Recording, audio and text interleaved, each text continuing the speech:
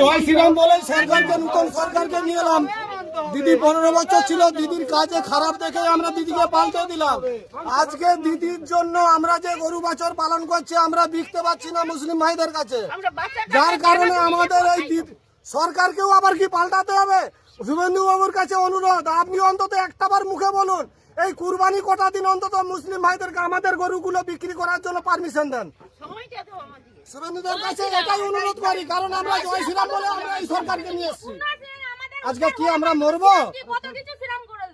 আমাদের বিষ খাওয়া ছাড়া উপায় নেই।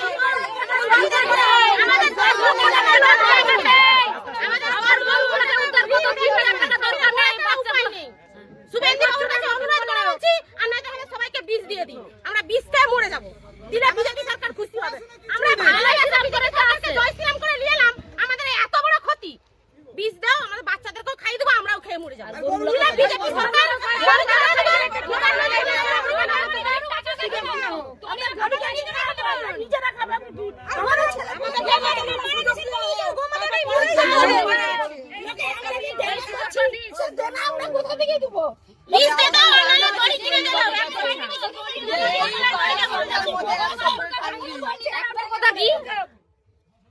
বললো যে 14 বছরে পরে গরু কাটা হবে।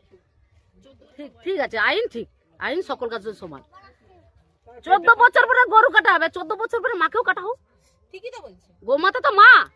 14 বছর পরে মাকে কাটা হবে, গরুকে কাটা হবে, মাকেও কাটা হোক। 14 বছর হয়ে গেলে